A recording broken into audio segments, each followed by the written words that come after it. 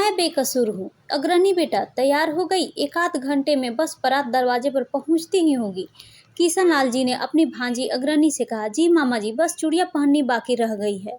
मामी जी सारे सामान के साथ रखना भूल गई थी, इसलिए दूसरे कमरे से लाने गई है, अग्रणी ने उत्तर दिया। बेटा बुरा ना मानो तो एक बात कहनी थी तुमसे, किशन लाल जी संकोचते हुए बोले। जी कहिए मामा जी, ऐसी क्या बात है जो आप इतना संकोच कर रहे हैं? अग्रणी ने पूछा। वो तुम्हें किसी से मिलवाना था, किशन लाल जी बोले। जी कौन है वो? अग्रणी बहुत ही उत्साहित होकर पूछा। तुम खुद ही देख लो, इतना कहकर किशन लाल जी ने किसी को कमरे में आने को कहा। अरे आप अंदर आ जाइए। तभी सॉल ओढ़े एक अधेड़ उम्र की औरत ने कमरे में प्रवेश किया। उस औरत को देखकर अग्रणी ने आश्चर्य से पूछा। मामा जी कौन है ये? ये तुम्हारी माँ है बेटा, किशन लाल जी बोले। ये सुनकर अग्रणी भड़क उठी और बोली, ये यहाँ क्या करने आई है? ये मेरी माँ है। इनसे पूछिए कि इन्होंने कभी भी माँ होने का फर्ज निभाया है। ये तो मुझे दूधमुही बच्ची को अकेला छोड़कर चली गई थी ना। आपने और मामी ने मुझे पाल पोस कर बड़ा किया। आप और मामी ही मेरे माँ बाप है। ऐसी औरत मेरी माँ कभी नहीं हो सकती जो अपनी अयासी के लिए अपनी छोटी बेटी को छोड़कर चली जाए। ऐसा मत कह बेटा, एक बार मेरी बात सुन ले। उस औरत ने कहा। मुझे कुछ नहीं सुनना, तुम यहाँ से इसी वक्त चली जाओ, अग्रणी बोली। फिर उस औरत ने अग्रणी से कहा कि सच कहा, मेरा यहाँ से जाना ही ठीक है। और वो उसी समय वहाँ से रोते हुए चली गई। ये देखकर किशन लाल जी चुप ना रह सके और अग्रणी से बोले, ऐसा ना कहो बेटा, इतनी कठोर मत बन, आखिर वो तुम्हारी माँ है, एक बार उसकी बात तो सुन ले। किशन लाल जी बोले, मामा जी आप इनकी सारी सच्चाई जानते हुए भी ऐसी बातें कर रहे हैं। अग्रणी बोली, बेटा इनके बारे में जो तुझे पता है वो मुझे ही पता था, लेकिन अभी कुछ दिनों पहले ये मथुरा में एक मंदिर में कुछ विधवाओं के साथ मिली। मैंने इन्हें पहचान लिया और कहा कि जीजी मैं आपका किशन छोटा भाई, लेकिन इन्होंने मुझे पहचानने से इनकार कर दिया। फिर मैंने कहा कि जीजी आपकी बेटी की शादी है, उसे आशीर्वाद देने नहीं आएंगी। तब जाकर इन्होंने मुझसे कहा, किशन मुझे माफ़ कर दे, मुझ जैसी कलंकनी को तुझे भाई पुकारने का कोई हक नहीं है। मैं क्षमा के योग्य नहीं हूँ, लेकिन जो मैंने किया वो मेरी मजबूरी थी। मैं असहाय और अकेली थी। मैं तुम लोगों की ज़िंदगी में वापस नहीं आना चाहती थी। मुझसे दूर रहो। नहीं जीजी, आपको उसे आशीर्वाद देने आना ही होगा, मैंने कहा। नहीं किशन, मैं अपवित्र हो चुकी हूँ। समाज ने मुझे अस्वीकार कर दिया है, मैं कैसे उसे आशीर्वाद देने आ सकती हूँ? जीजी बोली। तब जीजी से मैंने कहा, जीजी मुझे मालूम है कि समाज ने तुम्हें चरित्रहीन, कुलमुही, कलंकनी और ना जाने क्या क्या कहकर पुकारा, लेकिन मुझे पता है कि मेरी शीतल जीजी कभी भी ऐसी नहीं हो सकती। आज मुझे तुम्हारे बारे में सब कुछ जानना है। तब मैं छोटा था तो तुम्हारे लिए कुछ न कर सका, लेकिन अब मैं तुम्हारा खोया हुआ सामान वापस दिलवा कर रहूँगा। तुमने आज तक जितनी भी राखियाँ मेरी कलाई में बांधी है, मुझे उन राखियों की सौगंध है। तब जाके वो मुझे वृद्ध आश्रम लेकर आई, जहाँ वो रहती थी। वहाँ वो छोटे मोटे काम कर दिया करती थी, जिससे उन्हें वहाँ के 2 समय का खाना और रहने के लिए छत नसीब थी। वहाँ जाकर जब मैंने उनकी कहानी सुनी तो मेरे पैरों तले जमीन खिसक गई। मामा जी, क्या वो सब कुछ झूठ है जो हम लोगों के माँ के बारे में सुन रखा है? अग्रणी ने पूछा। हाँ बेटा, वो सारी बातें पूरी तरह से सही नहीं, किशन लाल जी बोले। तो क्या आप मुझे माँ के बारे में पूरी सच्चाई बताएंगे? अग्रणी बोली। तू सच में सुनना चाहती है? किशन लाल जी बोले। हाँ मामा जी, मैं उनके बारे में सब सच सच जानना चाहती हूँ, अग्रणी बोली। तो सुन अपनी माँ की सच्चाई। और किशन लाल जी ने शीतल जीजी की कहानी सुनाना शुरू की। उन दिनों की बात है जब मैं 10 साल का था और शीतल जीजी ने अभी 16वें साल में कदम रखा था। शीतल जीजी मेरे सगे ताऊ जी की बेटी थी। शीतल जीजी की माँ उन्हें जन्म देते ही भगवान को प्यारी हो गई थी। तब परिवार वालों के दबाव में आकर शीतल जीजी के पिताजी राधे श्याम जी ने दोबारा शादी कर ली, लेकिन सौतेली माँ आखिर सौतेली ही निकली। वो तरह तरह के जुर्म ढाती शीतल जीजी पर, यहाँ तक कि शीतल जीजी की 8वीं के बाद उनकी वजह से पढ़ न सकी।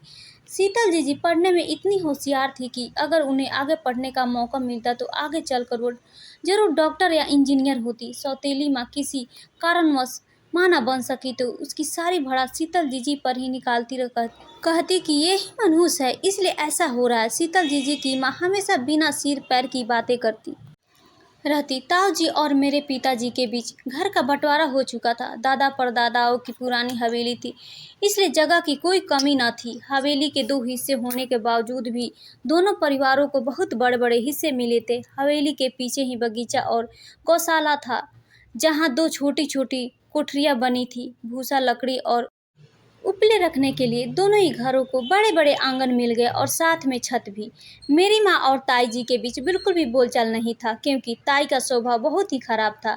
उनकी किसी से भी ना पड़ती थी। ताई जी जब शीतल जीजी के साथ गलत व्यवहार करती तो मेरी माँ से ना देखा जाता, इसलिए जब वो ताई जी से कुछ कहती तो ताई जी उनसे कहती कि तू छोटी है और मैं तेरी जेठानी हूँ, तू मुझे ज़्यादा मत ज्ञान दे।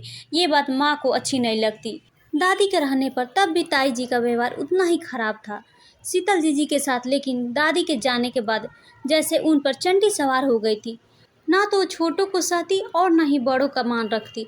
शीतल दीदी की पढ़ाई बंद हो जाने के बाद ताऊ जी अक्सर उनके पढ़ने के लिए घर पर ही किताब ले आते। वो घर का काम करती, उसके बाद जितना भी समय मिलता तो वो पढ़ लिया करती। इसी तरह एक रोज शाम का वक्त था और वो छत के किनारे बनी हुई दीवार के सहारे टेक लगाए बैठी कुछ पढ़ रही थी। तभी उन्होंने देखा कि छत पर एक पतंग माजे सहित कटकर आ गिरी है। उन्होंने उठकर इधर उधर देखा और सोचा कि ना जाने ये पतंग कहाँ से उड़कर आ गई है।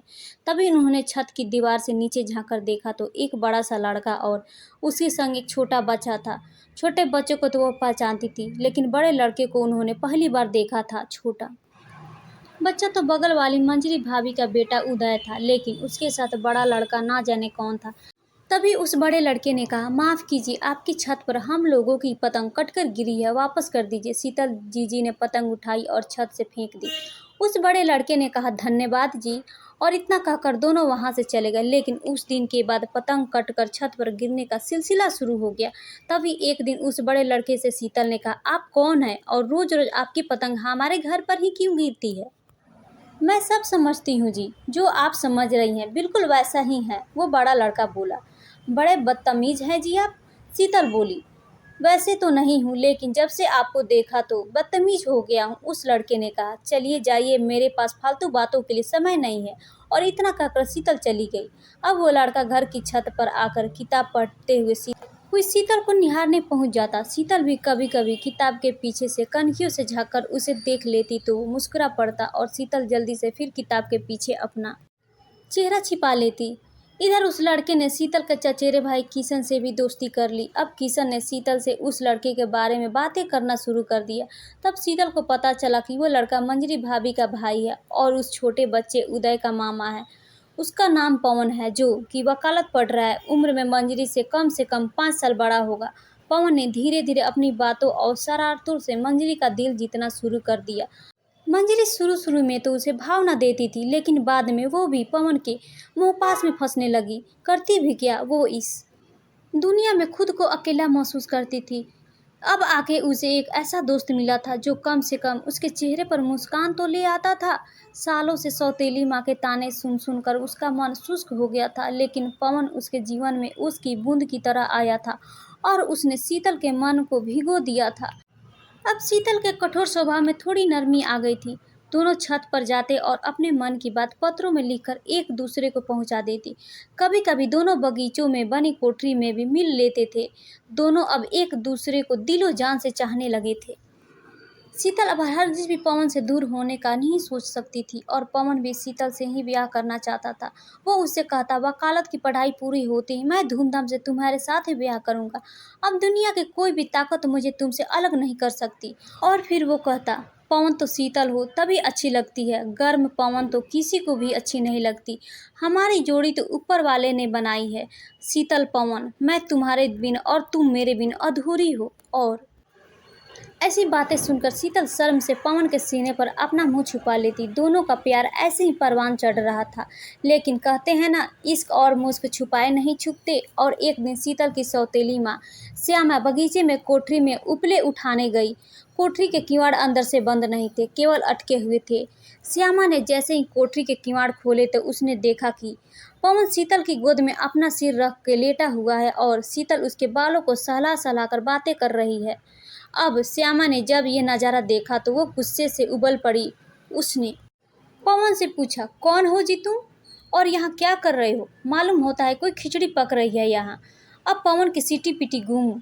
वो डर के मारे कुछ न बोल पाया। तभी उसे बचाने के लिए शीतल बोली, माँ ये मंजरी भाभी के भाई हैं। मैंने तुझसे पूछा तो फिर तू क्यों मेरे सवाल का जवाब दे रही है? और तुम बेशर्म की तरह यहाँ खड़े क्या कर रहे हो? जाती क्यों नहीं? श्यामा गुस्से से बोली। श्यामा की बात सुनकर पवन वहां से चला गया और शीतल उसे जाते हुए देखती रही। उस कोठरी में एक कोने में लकड़ियों का ढेर पड़ा था। श्यामा ने उस ढेर में से एक लकड़ी उठाई और शीतल को मारना शुरू कर दिया। शीतल ने अपना कोई भी बचाव नहीं किया और चुपचाप मार खाती रही। जब श्यामा शीतल को मारते मारते थक गई तो खुद ही उसने मारना बंद कर दिया और उसने शीतल को उस कोठरी में बंद करके बाहर से ताला लगा दिया। लेकिन शीतल ने कोई भी हस्तक्षेप नहीं किया। दोपहर से शाम हो गई। शीतल भूख प्यासी ऐसे ही उस कोठरी में पड़ी रही। इधर पवन ने परेशान होकर किशन से ये कह दिया कि तुम्हारी जीजी भूखी प्यासी कोठरी में बंद है, जरा अपनी माँ से कहकर उसकी मदद करो। किशन को ये पता हुआ तो उसने फौरन अपनी माँ को आकर बताया। किशन की माँ से ये सब ना देखा गया और उसने अपनी जेठानी श्यामा से उसे कोठरी से बाहर निकालने को कहा। श्यामा बोली, आई बड़ी सिफारिश करने वाली। पता है आज मैंने उसे एक लड़के के साथ रंगों हाथों पकड़ा। आज जाने दो इसके बाप को, और जो इसकी बहुत तरफदार करता है उसे सब बताऊंगी कि तुम्हारी लड़की कैसी कैसी करतूतें करती है। शीतल की गलती देखकर किशन की माँ भी चुप हो गई। उस दिन के बाद श्यामा ने शीतल को घर में ही नजरबंद कर दिया और आनन फानन में शीतल का ब्याह भी तय कर दिया गया। इधर पवन यह खबर सुनकर तड़प उठा। एक दिन चिट्ठी लिखकर उसने किशन के हाथ भिजवाई कि वो शीतल से मिलना चाहता है। रात में बगीचे के पास मिलो। शीतल रात को बगीचे में उसने मिलने आई और पवन ने रोते हुए शीतल को गले लगा लिया और बोला, शीतल ब्याह मत कर, मना कर दे इस ब्याह के लिए। कुछ दिन बस मेरा इंतजार कर ले। पढ़ाई पूरी करते ही मैं तुमसे ब्याह कर लूँगा। मैं कुछ नहीं कर सकती पवन, अब कुछ मेरे बस में नहीं है। मेरा और तुम्हारा साथ बस इतना ही था। मैं अब अपने माँ बाप को और धोखा नहीं दे सकती। और इतना कहकर शीतल ने खुद को पवन की बाहों से छुड़ाया और चली गई। पवन वहीं बगीचे में घुटनों के बल रोता रह गया। कुछ दिनों में शीतल का ब्याह हो गया और उसकी विदाई में पवन ने बहुत आंसू बहाए। जब शीतल दोबारा ससुराल से अपने मायके लौटी तो उसे पता चला कि उसकी शादी के 2 दिन बाद ही पवन ने अपने गांव जाकर नहर में कूदकर आत्महत्या कर ली थी। ये सुनकर शीतल बहुत रोई और मन ही मन उसने पवन से माफ़ी मांगी। अब शीतल दोबारा ससुराल पहुंची। उसका ससुराल में अब मन लगने लगा था। चूंकि उसके पति दयाल का स्वभाव बहुत ही अच्छा था, वो काफ़ी खुशमिजाज और मिलनसार था। वो शीतल का भी बहुत ख्याल रखता था। लेकिन दयाल के माँ बाप नहीं थे। उसे उसकी बड़ी बहन चंदा ने ही अपने घर आसरा दे रखा था। चूंकि चंदा निसंतान थी, इसलिए वो दयाल को अपने बेटे जैसा और शीतल को बहू की तरह मानती थी। दयाल बस कंडक्टर था। आमदनी इतनी हो जाती थी कि वो शीतल को खुश रख सकता था। इसी तरह 3 साल बीत गए, लेकिन शीतल की गोद न भरी। अब चंदा को ये लगने लगा कि कहीं शीतल भी उसकी तरह निसंतान न रह जाए। लेकिन कुछ दिनों के बाद भगवान ने शीतल की सुन ली। खबर मिली कि वो माँ बनने वाली है। इस बात को 3 महीने ही बीते थे कि एक दिन दयाल की बस का एक्सीडेंट हो गया। काफ़ी मुसाफिर हाथाहाथ हुए, कुछ की मौत हो गई और मरने वाले लोगों में बस के ड्राइवर और कंडक्टर भी शामिल थे। इस खबर से शीतल बिल्कुल हिल गई। उसे लगने लगा था कि शायद वो दुख झेलने के लिए ही पैदा हुई है। इसी तरह पति की मौत का दुख झेलते हुए शीतल ने कुछ महीनों बाद एक लड़की को जन्म दिया और प्यार से उसका नाम अग्रणी रखा। लेकिन अब भी शीतल के दुखों का सिलसिला थमा नहीं था। उसे ये तो पता था कि उसका नंदोई बिहारी अच्छे चरित्र का आदमी नहीं है, लेकिन उसे ये नहीं पता था कि वो उस पर भी खराब नियत रखता है। एक दिन दोपहर के समय शीतल घर में अकेली थी। वो अग्रणी को सुलाकर दोपहर का खाना बनाने जा रही थी। चंदा बाजार गई थी। इतने में बिहारी घर आया और उसने देखा कि चंदा घर पर नहीं है। वो तो इसी मौके की तलाश में था। उसने शीतल को अकेली पाकर घर का दरवाज़ा बंद किया और पीछे से जाकर उसे दबोचने की कोशिश की। लेकिन शीतल ने अपने आप को बचा लिया और वो हट गई। लेकिन अपना वार खाली देख बिहारी गुस्से से लाल होकर बोला, आज तो चाहे जो हो जाए मैं तुझे नहीं छोड़ूंगा। आज तो चंदा भी घर पर नहीं है, तुझे भला कौन बचाएगा। ये सुनकर शीतल गिड़गिड़ाते हुए अपनी इज्जत की भीख मांगने लगी। लेकिन वो राक्षस कहाँ मानने वाला था। इतने में बच्ची जाग उठी और जोर जोर से रोने लगी। तब पड़ोस में रहने वाली काकी ने अपने घर से आवाज दी, क्यों रे चंदा, बच्ची को क्यों रुला रही है। तभी शीतल बिहारी से बोली, आपने अगर कोई हरकत की तो मैं सबको चिल्ला चिल्ला कर बुला लूंगी। अगर हिम्मत है तो चिल्ला और बुला ले सबको। बिहारी बोला, मैं सच कह रही हूँ, कोई लिहाज नहीं करूँगी, शीतल फिर से बोली। लेकिन तब भी बिहारी नहीं माना। मजबूर होकर शीतल ने शोर मचाना शुरू कर दिया। शोर सुनकर भीड़ इकट्ठी हो गई। तभी बिहारी दाव खेल गया और उसने सबसे ये कहा कि यही मेरे गले पड़ रही थी। क्या करे बेचारी, जवान खून है, जवानी संभाली नहीं हो रही है। जवानी के जोश में इसने ये भी नहीं देखा कि मैं इसके बाप के समान हूँ। कहने लगी, हल्ला मचा देगी। मैं बहुत समझाया कि ऐसी हरकतें भले घर की लड़कियों को शोभा नहीं देती, लेकिन ये कहाँ मानने वाली थी। बस लिपटने लगी मुझसे। मैंने मना किया तो हल्ला मचाकर आप सबको बुला लिया।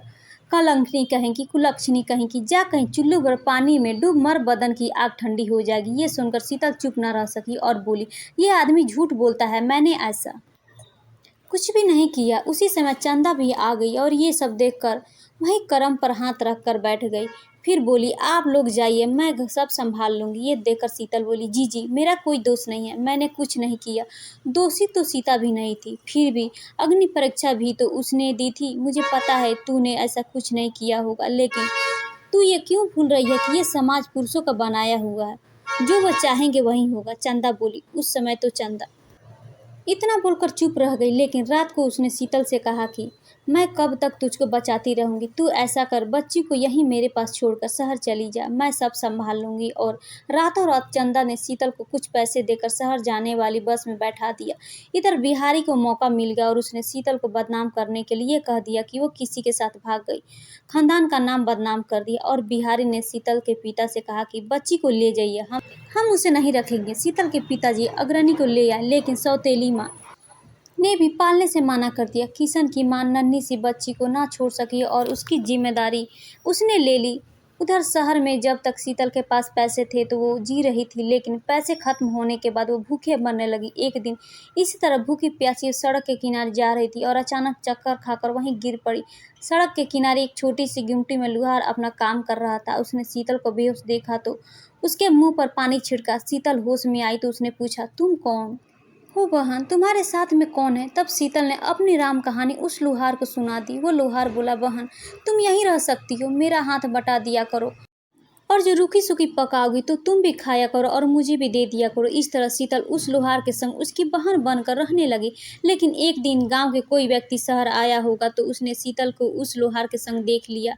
उसने सारे गांव में यह कह दिया कि वो किसी लोहार के साथ मुंह काला करती फिरती है। बिहारी ने सही कहा था, वो उल्टा ही थी। इस तरह बिहारी सही साबित हो गया और शीतल बदचलन आवारा साबित हो गई। और कुछ दिनों बाद वो लोहार भी तपेदिक से मर गया। और एक बार शीतल फिर अकेली हो गई, लेकिन इस बार वो अनाथालय में अनाथ बच्चों को सहारा बनकर उसकी सेवा करने लगी।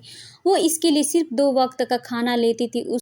उसे रहने के लिए वहीं जगह मिल गई थी। लेकिन जब उसका शरीर कमजोर होने लगा तो वो मथुरा चली गई और वहां उसने वृद्ध आश्रम में सहारा लिया। फिर जब किशन की शादी हो गई तो दोनों पति पत्नी ने अग्रणी को माँ बाप की तरह संभाल लिया। किशन को भी शीतल की पूरी सच्चाई पता नहीं थी। उसे तो बस वही मालूम था जो समाज ने उसे बताया था। उसने अग्रणी को भी वही बताया, लेकिन जब शीतल जीजी किशन को मिली तब उसे सारी सच्चाई मालूम हुई। इसलिए अग्रणी बेटा माफ कर दे उस अभागन को। कितने कष्ट झेले हैं उसने, आज उसके सीने से लगकर उसके सभी कष्टों का निवारण कर दे। किशन लाल जी बोली। ये सुनकर अग्रणी फूट फूट कर रोने लगी और किशन लाल जी से बोली, मामा जी मुझे माँ के पास ले चली। किशन लाल जी अग्रणी को शीतल के पास ले गए। शीतल बाहर पेड़ के पास बने चबूतरे पर बैठकर रो रही थी। अग्रणी फौरन जाकर शीतल से लिपट कर बोली, मुझे माफ कर दो माँ। तब शीतल बोली, मैं बेकसूर हूँ बेटा, मैं जानती हूँ माँ। अग्रणी बोली। और दोनों माँ बेटी ऐसे लिपट कर रोते रहे। उम्मीद करती हूँ दोस्तों आप सभी को कहानी जरूर अच्छी लगी होगी। अच्छी लगी हो तो अपनी राय जरूर शेयर कीजिए दोस्तों, और चैनल को लाइक सब्सक्राइब शेयर करना ना भूलिए दोस्तों। फिर मिलते हैं नई कहानी के साथ। धन्यवाद दोस्तों, धन्यवाद।